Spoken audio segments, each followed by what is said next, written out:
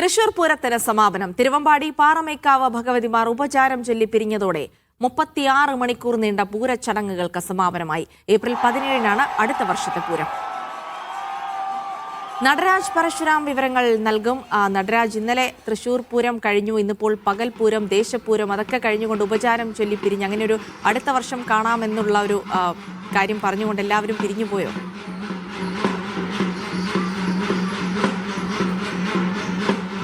ഇന്ന് രാവിലെയാണ് പൂരത്തിന്റെ സമാപന ചടങ്ങുകൾക്ക് തുടക്കമായത്. പാറമേക്കാവ് ഭഗവതിയും തിരുവമ്പാടി ഭഗവതിയും മേളത്തോടുകൂടി വടക്കുംനാഥ ക്ഷേത്രത്തിലേക്ക് എഴുന്നള്ളി. അതിനുശേഷമാണ് ഇത്തരത്തിൽ ഉപചാരം ചൊല്ലുന്ന ചടങ്ങിലേക്ക് പോയത്. വലിയ രീതിയിലുള്ള ജനപങ്കാളിത്തവും ഈ പൂരത്തിന്റെ ഉപചാരം ചൊല്ലൽ ചടങ്ങിനെ കണ്ടു. ഉപചാരം ചൊല്ലുന്നത് കാണാനായി ഇരുഭാഗത്തും ഇരു ദേവസ്വത്തിനൊപ്പവും പൂരപ്രേമികൾ അണിനിരക്കുന്നത് നമ്മൾ കണ്ടു. ഒടുവിൽ തിരുവമ്പാടി ഭഗവതി ക്ഷേത്രത്തിനകത്തേക്ക് പോവുകയും പാറമേക്കാവ് ഭഗവതി നിലപാട് തറ ചുറ്റി പുറത്തേക്ക് വരികയും ചെയ്തതോടുകൂടിയാണ് ഇരു ഭഗവതിമാരും പരസ്പരം ഉപചാരം ചൊല്ലി പിരിഞ്ഞത്.